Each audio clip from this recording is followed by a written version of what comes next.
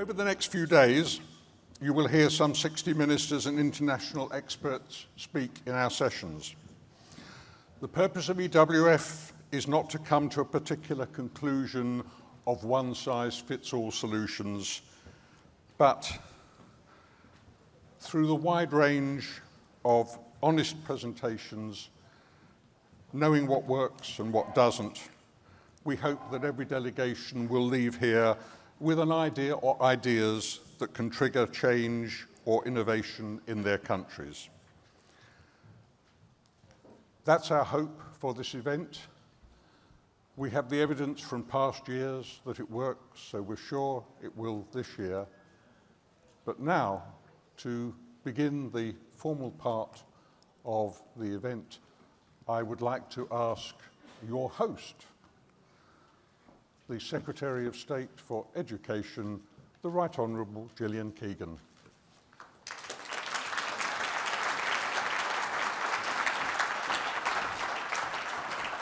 Thank you very much. Thank you, and good afternoon. Good afternoon, everybody, and welcome to Education World Forum 2024. It's wonderful to be back and spending this time together, as EWF was genuinely a highlight of the year for me last year, and it's good to see so many familiar faces as well. This forum is about sharing the best of what we do. As a global community, we face many similar challenges in education. Some are the after effects of COVID, others stem from rapid advances in technology. And then there's climate change. How do we build a sustainable world for future generations? The answer is clear. Share what you know works. Whilst our countries and cultures are unique, we can all learn from each other. The UK government has done this in education in the last decade with some great results. Now, as a country, we weren't always known for our maths prowess. English pupils ranked 27th in the world for maths in 2009, according to PISA. We turned to Singapore, a high performer, for advice on raising our standards. Their maths mastery technique has been shown to deliver high attainment in mixed ability classes. So we introduced it. 9 years later, we'd climbed to 17th in the world. And in the PISA rankings released last year, we'd reached 11th in the world. Now, I'm not here to tell you how good we are at maths, though I'll happily give credit to that, to our brilliant teachers and school leaders. But my point is, if you ask around and share what works, things can and will get better. For some problems, we need to ask, where is the evidence pointing? And let's head in that direction. It's something to think about when we're examining the big challenges in education over the next few days. Let's look at an example of data-driven change, one where the right technology has made a fundamental difference. COVID was a shared experience, and together we're facing the same post-COVID challenges, particularly in pupil absence from school. Regular school attendance isn't just about children's daily learning, it boosts their sociability, their well-being, and their development. We recognised this over a decade ago, and we worked hard to improve attendance. Between 2010 and 2020, absences in English schools fell from 6% to 4.8%, representing 15 million more school days in schools each year. But along with so much else, COVID stole our progress.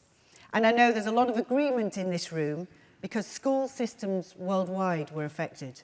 The causes are complex, but the outcomes are the same. Less time in school equals poorer outcomes for children. We've tackled this problem by upgrading and expanding our data collection. This allows us to see the shape of the problem. Is it a lot of children missing the odd day, or a small number of children missing weeks, or is it both? Starting with just a few schools in spring 2021, we now have a detailed daily picture of absence across the country. I can look at a school in Liverpool in the north of England, like the one I attended, and I can see the attendance levels for every class. In fact, from September, I'll be able to look at any class in any school across the whole country on any day in real time. What a fantastic tool. Because once you have the information, you can act on it. That's why we've made data available to all schools and local authorities. Education leaders can now see the full picture in their area, identify persistent or emerging patterns, and take action. It is that has helped us understand, for example, that attendance drops when children move into the second year of secondary school, particularly for girls. And we're now working with schools to target this pattern. We're publishing the local and national data because we want to encourage regional comparison and collaboration to find out what works. It comes back to what I said earlier. There are ways forward and they need to be shared. This problem should not be labelled as inevitable or unsolvable. Thanks to these measures and the hard work of our school leaders, our plan is working. New data shows that 375,000 more children across all year groups were in school almost every day last year. And the OECD recognised our efforts in a policy paper published last month, calling it a comprehensive strategy. But there is more to do, with absence remaining higher than before the pandemic. And once you measure a problem, you can start to solve it. And we've begun discussing our findings with New Zealand and are keen to share them with any delegation here who would find this useful. Just a few years ago, such real-time data collection would have been science fiction, but technology continues to rapidly change the way that we live. Artificial intelligence will likewise transform our lives. And I agree with the great British AI pioneer, Demis Hassabis, who says, you look at today, us using all of our smartphones and other devices, we effortlessly adapt to these new technologies. AI is going to be another one of those changes, just like that. And we're already starting to use AI unthinkingly as an integral part of our daily life, but it can be used to overcome some of the biggest challenges in education. How do we know which tools will make that difference? As with attendance, we will need to gather data and evidence that points towards effective interventions. And that's why we established the Education Endowment Foundation in 2011. They are currently testing how AI can be used effectively to enhance primary school children's outcomes. This is a vibrant market with lots of companies coming to the table with AI-based education solutions. Maths Whiz, an online tutoring program, will be evaluated on how much it helps 6 to 10-year-olds improve their numeracy. Another, Dreambox Reading Plus, supports children's fluency, comprehension and vocabulary via an online program. And I know from my 30 years in international business that you only get ahead if you get in early. AI is too great an opportunity to leave to Silicon Valley alone. We are getting ahead by making sure that the AI used in schools really works and suits our needs. Last year, I attended a 2-day hackathon for teachers to road test AI tools in real-world scenarios. After all, they know what truly works in our classrooms. And Oak National Academy, our independent provider of resources to support curriculum delivery in England, is developing a new AI-powered lesson planning tool.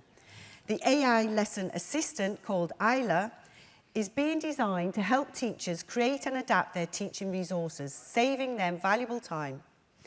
Unlike generic large language models, it is being trained specifically on the English national curriculum and on Oak's own resources. This will ensure the lessons produced are of a high quality and tailored to the English context. This is where the best evidence for educational AI has taken us so far, and we're keen to share what we've learned so other education systems can benefit from our insights and we can work together. Safety matters as much as effectiveness.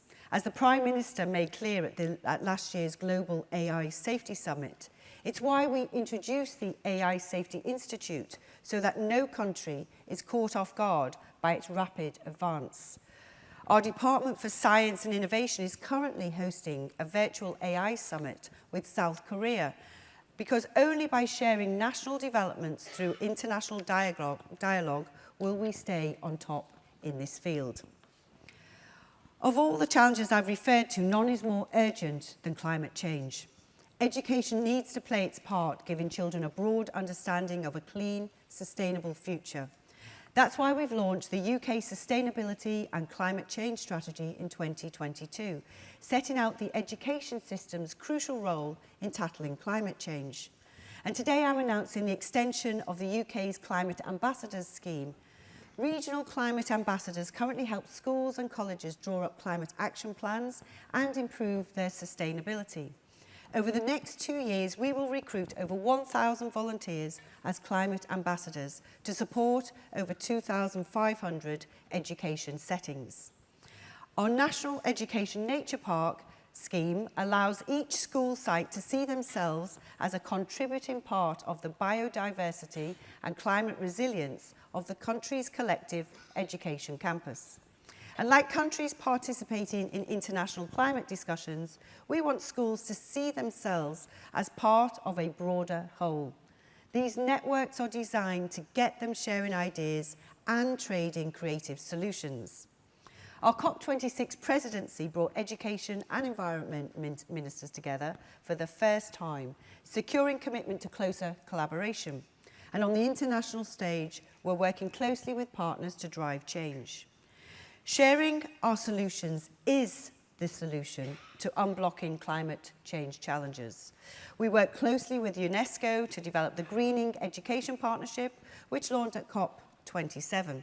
Over 80 countries and 1,000 organisations are now members, coordinating climate change action and promoting sustainable development through education.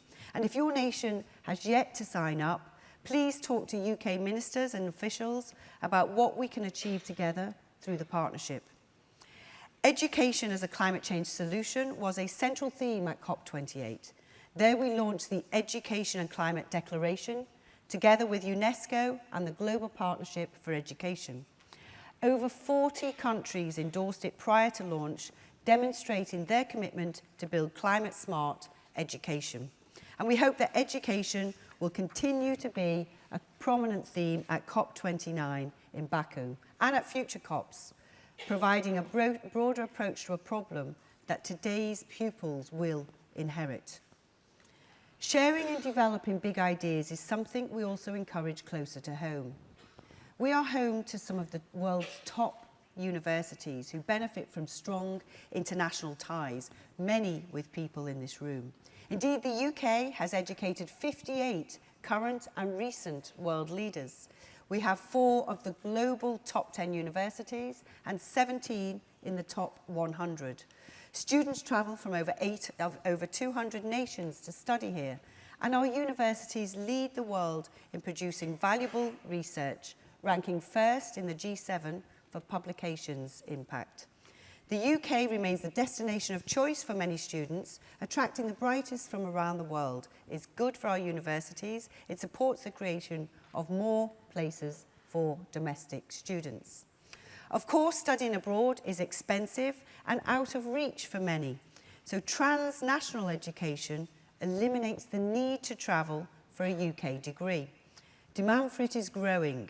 In 2021-22, 160 UK universities delivered transnational education to over 550,000 students in more than 200 countries and territories.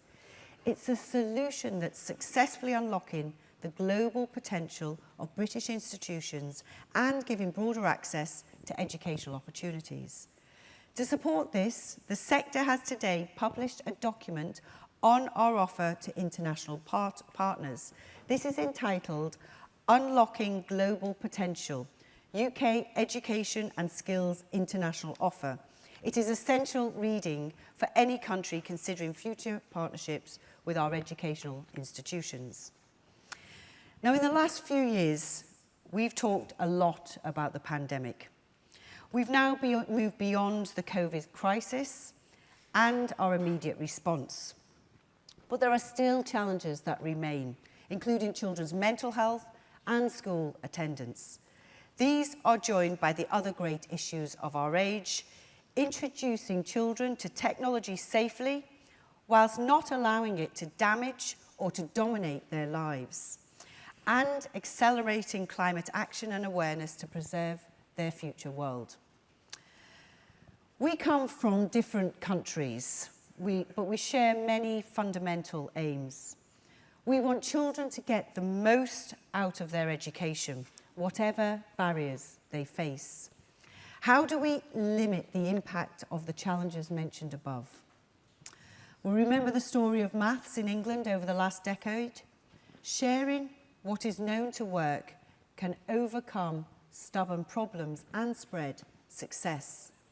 Real change is hard, but someone showing you how a proven way forward, guided by good evidence, can make it easier, can show how it can work.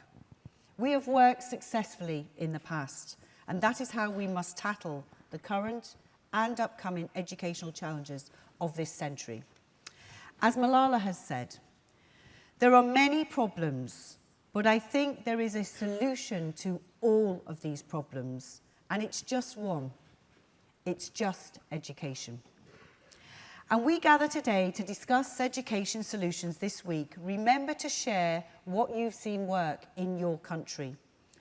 Children's futures rely on all of our solutions. Thank you very much.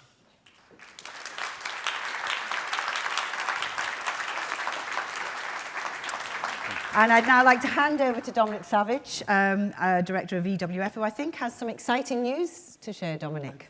Thank you. Thank you very much. Take a seat. So, first of all, I have to say thank you very much, Secretary of State, for being here, for addressing us, and indeed for being our host this year. When we started this event in 2004, it was with Secretary of State, then Secretary of State Charles Clarke, who's here with us today. And I don't think at that time we were particularly anticipating about just how much this would grow. I think 129 countries are registered to be with us this year. But with success comes responsibility. And part of that responsibility is to do with succession planning. So I'm going to ask Gavin Dykes to come up on the stage and join the Secretary of State, because you look at Gavin and I and you realise that we could not, and indeed we jolly well should not, go on forever. We're not disappearing, but we are delighted to announce today that the Education World Forum is now part of Times Higher Education, and I would like to welcome Phil Beattie, Chief Global Affairs Officer at Times Higher Education, to tell you about it.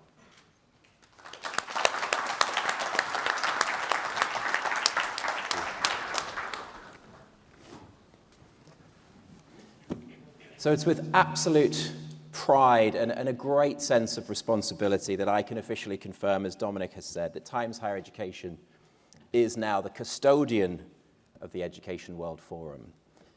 There's great pride, of course, because this is the world's most preeminent and largest gathering of education ministers, the most prestigious, the most impactful education conference in the world. It's a huge honor for Times Higher Education to have EWF in our family. But there's also a great sense of responsibility, because we know how important it is to protect the special nature of this truly unique gathering, to preserve its great legacy on its 20th anniversary, and to ensure that we develop it for the next 20 years with great care and great respect for its values and traditions. This means that we see ourselves as stewards, as custodians of something bigger than a simple event, something more special. It means that we will preserve, protect, and I hope strengthen the key founding features of the Education World Forum that Dominic and Gavin have so wonderfully established. That's bringing ministers together mainly behind closed doors to allow for open, frank discussions and for the sharing that the Secretary of State has just emphasized. It means ensuring true peer-to-peer meetings where real and meaningful relationships can be forged between ministers and ministries, across borders, and of course between ministries and our impactful industry partners. It means providing the unique spaces to really share openly and creatively, to collaborate and to unite, to take on the big shared challenges that we all face together, not least AI and the sustainability crisis. And to do that with a deep understanding of the unique cultural perspectives that this diverse and this truly international gathering, this community of leaders, allows. And it means championing the transformational power of education across all age groups, from pre-K to grey, as they say, to offer us a better and more sustainable future planet. And it means committing to ensure that learners and the learner is always at the heart of the forum. It's beyond doubt that the global collaboration and exchange of ideas that this event stimulates influences the lives of many millions of young people across the world for the better. What a wonderful mission. Of course, we are keen to develop the event, but we are determined to ensure that continuity is a vital aspect. We're delighted that Dominic and Gavin, despite saying how long in the tooth they are, they're still full of energy and ideas, and we're desperately keen to keep them as long as we can to ensure that continuity. They'll be remaining with us for the foreseeable future. And we're delighted also to keep up the intensely close work with the forum's key strategic partners who we look forward to collaborating with for the next 20 years and beyond. Of course, the UK's Department for Education, Foreign, Commonwealth and Development Office, the Department of Business and Trade, the British Council, BISA, and all the international organizations such as OECD, the World Bank, UNESCO, who are really outstanding supporters. And of course, all of those ministerial delegations, all of you who give up your time, your energy, and share your experiences in this special place together to make this event a success. Times Higher Education was founded in 1971 as a UK-based newspaper. But I was so pleased to hear the Secretary of State just now talk about the power of data, the transformational power of data, because today Times Higher Education is a global data and analytics and insights organization. We use data to share insights, to drive performance, to support collaboration across the world. We were delighted that this month we were awarded the UK's most prestigious business award, the King's Award for Enterprise, based on our commitment to international education and our work with universities and education ministries across more than 120 countries. Our mission statement focuses on our role as a global convener. It says we connect the world's education community, facilitate the flow of ideas and talent, and help educators and students fulfill their potential. We are proud to support education and believe that together we will build a better, more sustainable future. So you can see our raison d'etre, our mission, is absolutely in harmony with the mission of the Education World Forum. So please see Times Higher Education as a custodian of this great event, a guardian of everything that has made this meeting so special, so stimulating, and so impactful over the last 20 years. And also please see us as a champion to ensure that the forum goes from strength to strength over the next 20 years. Thank you so much for giving us the honor to be the new custodians of EWF. Thank you.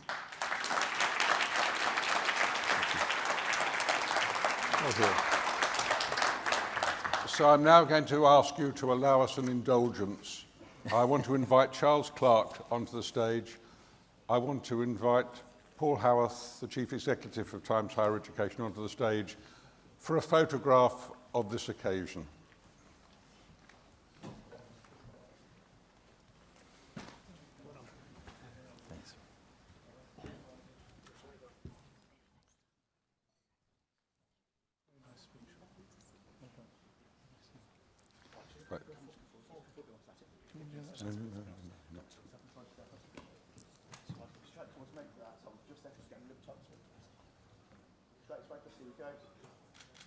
once more.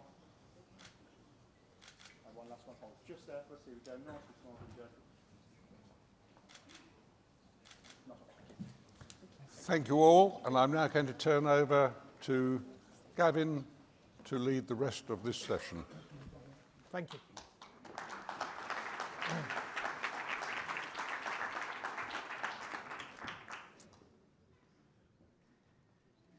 Thank you very much. And with that, we move on to the next part of this opening session. And I'd like to get straight into it and invite Dr. Ezekiel Machogu to the stage to give his presentation. Dr. Ezekiel is Minister of Education from Kenya.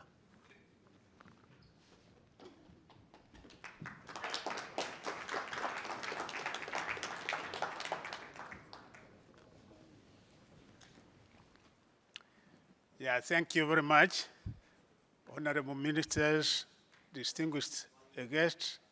It is a great honor to speak to you this afternoon. I have been invited to share with you insights from the 22nd Commonwealth Conference of Education Ministers, which we had here on the 16th and 17th, 2024, and Kenya has the privilege of chairing the conference since 2021. The Commonwealth brings together 56 countries from Africa, Asia, the Caribbean, Americas, Europe, and the Pacific. It is a political association dating back to 1949 and is marking its 75th anniversary this year. Commonwealth countries are home to 2.7 billion people, which is 1/3 of the world's population. The membership of the Commonwealth is rich and diverse. It has some of the world's biggest, smallest, richest, and poorest countries. This diversity facilitates the sharing of unique ideas and experiences, thereby enriching individual countries' decision-making interventions. 60% of this population is age 29 or under. The Commonwealth Charter outlines the 16 core beliefs of the Commonwealth. Among these is the recognition of the necessity of access to education for all citizens. Other core values and beliefs in the Charter include human rights, sustainable development, environmental protection, gender equality, and the recognition of the importance of young people in the Commonwealth. As far as education is concerned, these values exist in an interdependent and reinforcing ecosystem.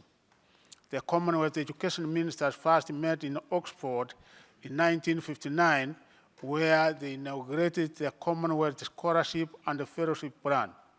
This is an intra-Commonwealth network of postgraduate study opportunities that boasts alumni in excess of 25,000 citizens, including several heads of state, of government. Since 1959, Commonwealth Education Ministers have come together traditionally every 3 years under the framework of the Commonwealth Conference of Education Ministers. In addition to ministers, the CCM brings together senior government officials, UN agencies, regional blocs, academics, teachers, students, and the civil society groups.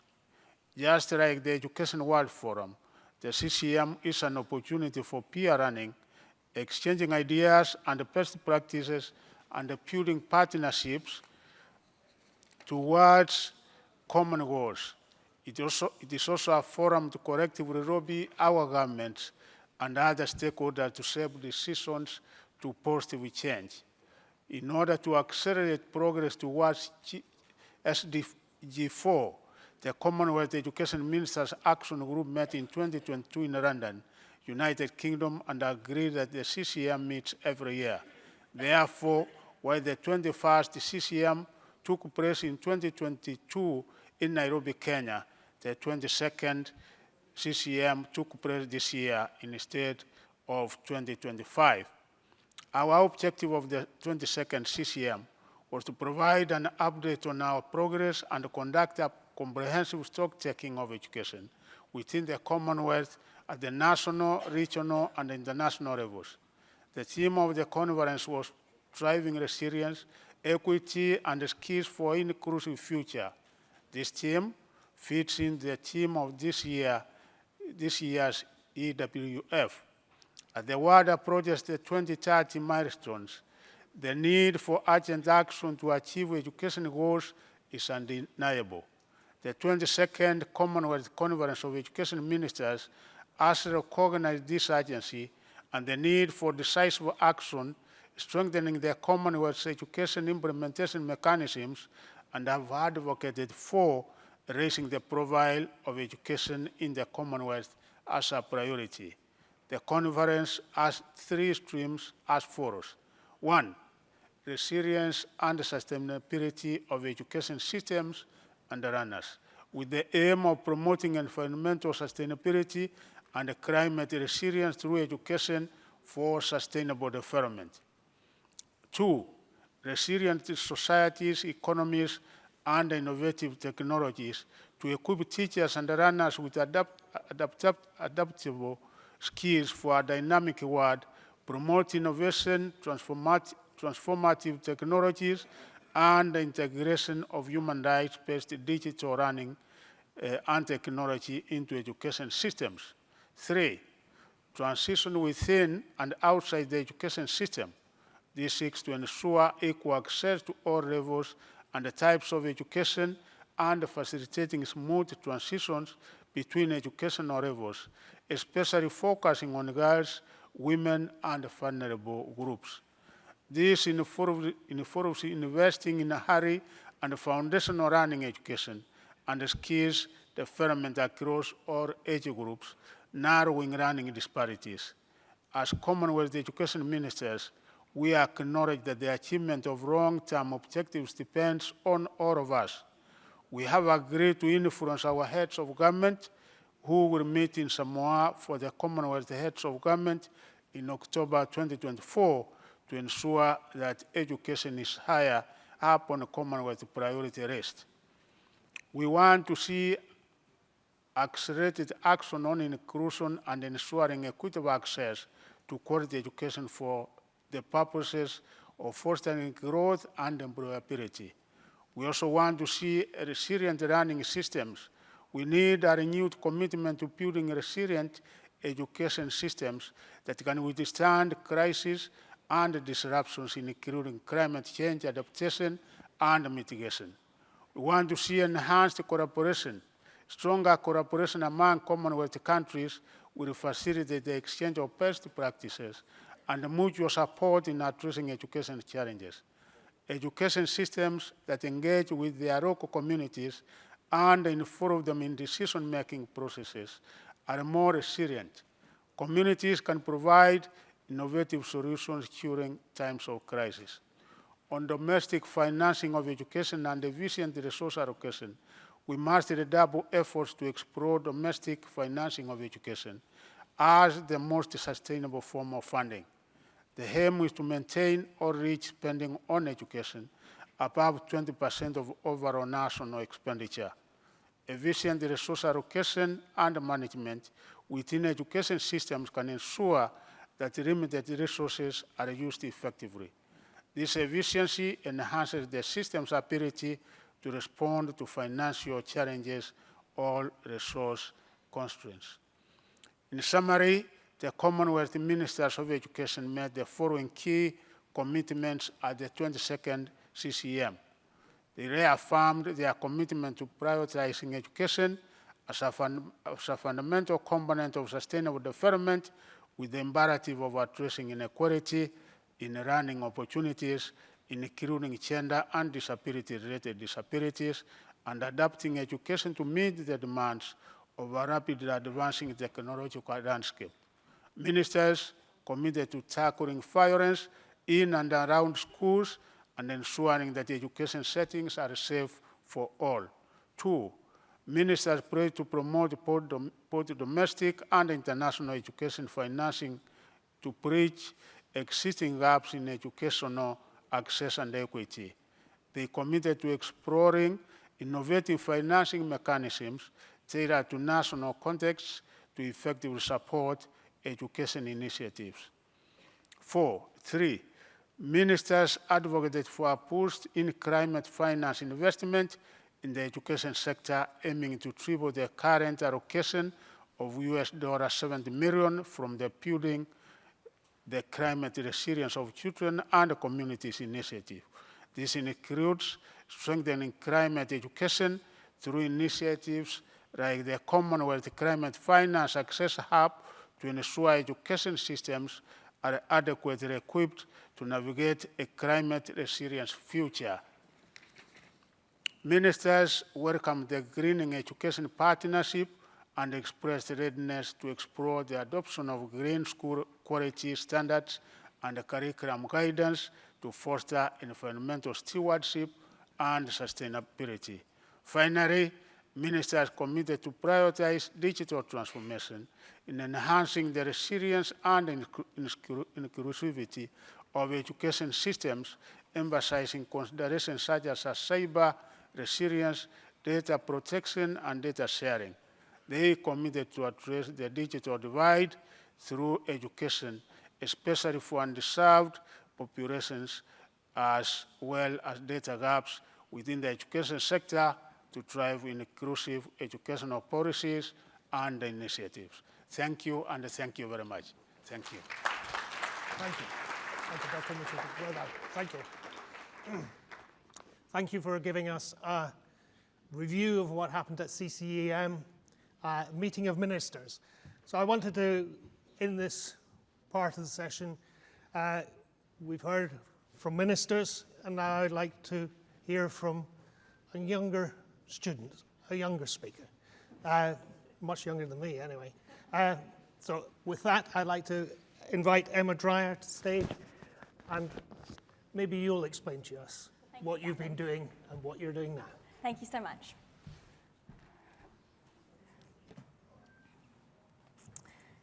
Each one of you holds the power to shape the course of education globally, and your presence here signifies a curiosity to continued learning. Many of you sitting here today have probably had a positive impact on my education, whether that's through technology, through policy, or through research, and to that I'm incredibly grateful. As a recent graduate, deeply passionate about education, I'm inspired by the desire to learn that lies within each of us. Currently, I'm working as an education advisor for neurodiverse children to support them within mainstream schools. And I was recently observing a Year 3 science class just as the teacher was handing out homework for the day. One child, Sarah, who has autism and a particular interest in flowers, raised her hand and said, "Miss, can I do my homework on the rose instead of the bean plant?" The teacher hesitated and then surprisingly said yes. Next thing, almost every child in the class had their hand up, asking for something that they could do that was slightly different to their original task. I thought to myself, how strange. Never had I observed a class where the children were the ones asking for homework. It's simple, but it makes so much sense that by fostering creativity and allowing a child's interests to guide their work, children will seek out learning. My earliest memory of education was not particularly a positive one. Has anyone here heard of Colin the caterpillar? Well, when I was little, every time I heard my mum calling, "Emma, it's time to read Colin, the very hungry caterpillar," I would hide under my bed. This children's book now haunts me in the M&S supermarkets in the cake form of Colin the caterpillar. This book alone completely put me off reading for years. I've always said it was Colin who contributed to my poor Year 1 performance, which the year I ended up repeating. It was actually only until I was gifted an anatomy book that my curiosity was sparked. I read book after book about how my body worked, and my mum and my teacher were absolutely shocked at my reading progress. Years later, I was working in a public hospital setting in South Africa, and particularly in the children's burns unit. And in this unit, children can often spend up to 6 months recovering without having any form of access to education. What I found very fascinating was that when provided with simple resources such as pens, paper, and books, they started to learn.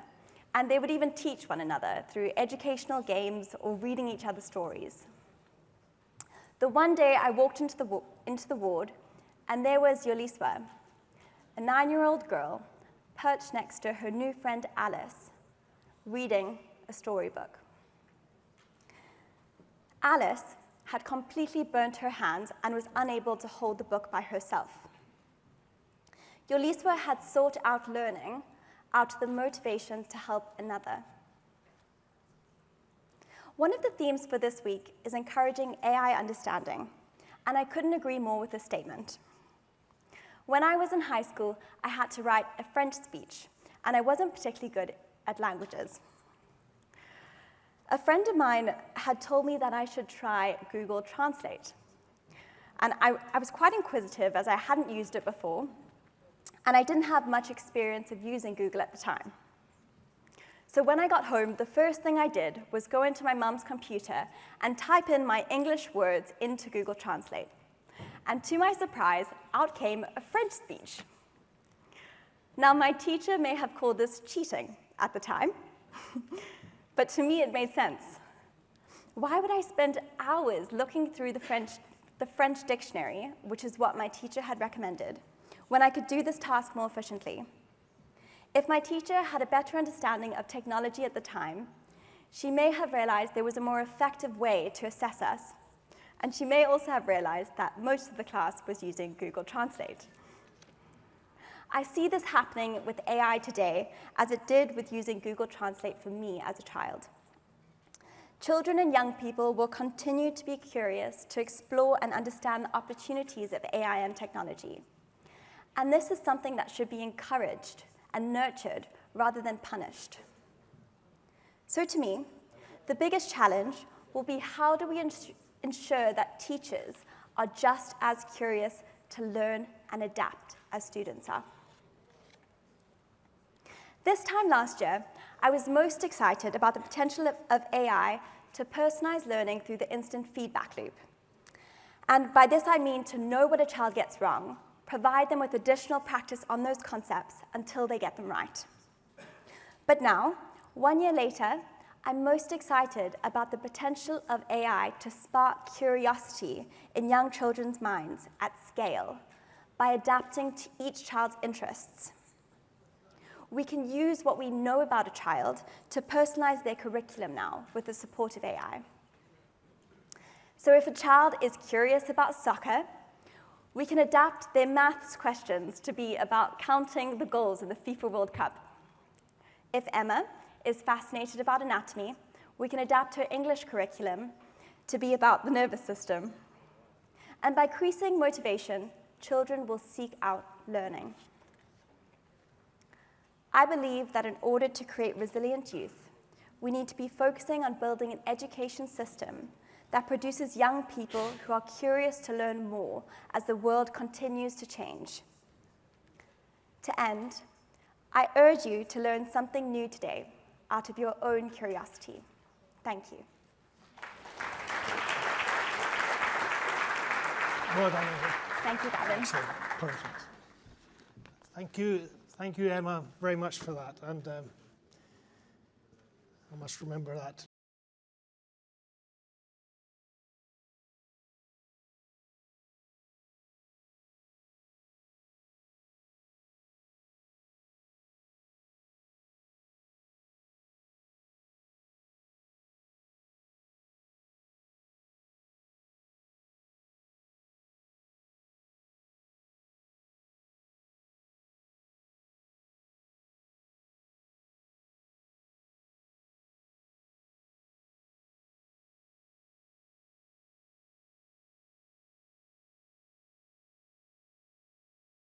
lesson plans.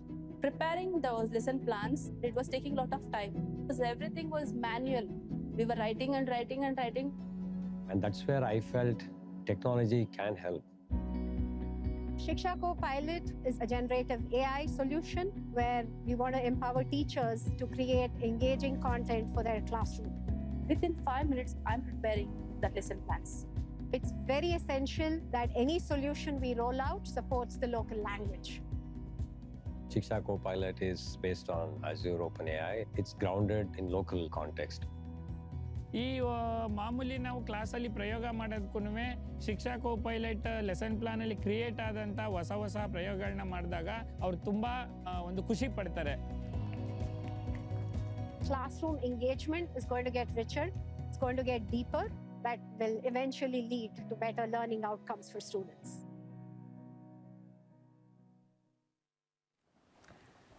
So thank you. I will hopefully take it home. I appreciate your attention and all of the great work. I look forward to learning from you this week as well. Today, I want to follow on Emma's comments about the power of possibility of AI. And look, I'm not saying that there aren't concerns that need to be addressed, but we are seeing education organizations around the world really start to harness this technology in astoundingly innovative ways. And so I want to talk a little bit about that. I am a former biology teacher, so I approach a lot of things through the language of anatomy and science and other examples like that. And I have been at Microsoft for 3 years.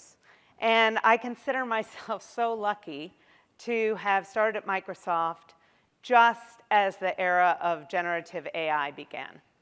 And I joined Microsoft after 30 years in the education technology industry because I really believed in Satya Nadella, our CEO's mission, to empower every person on the planet to do more.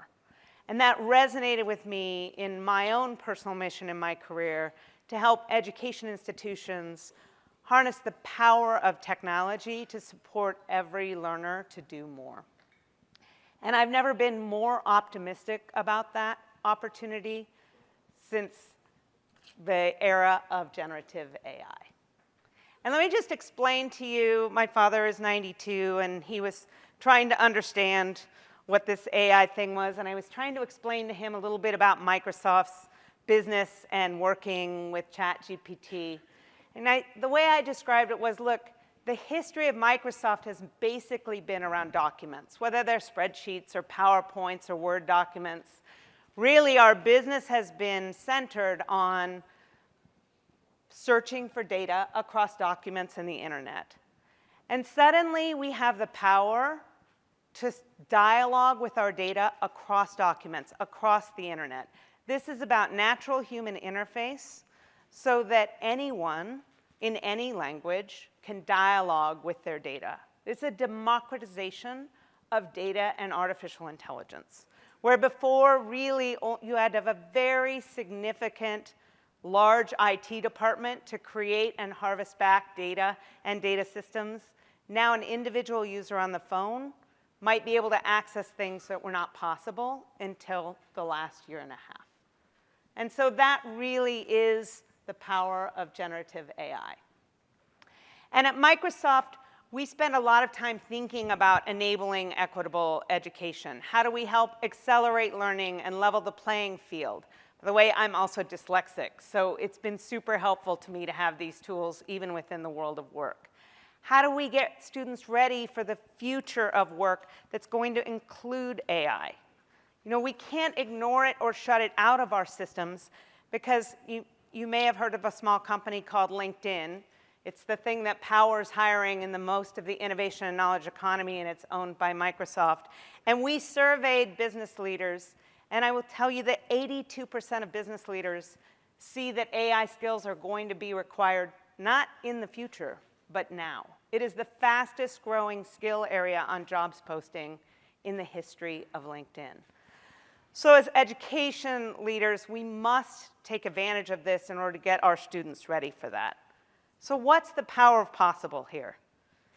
Generative AI is being used by education organizations today to create AI tutors.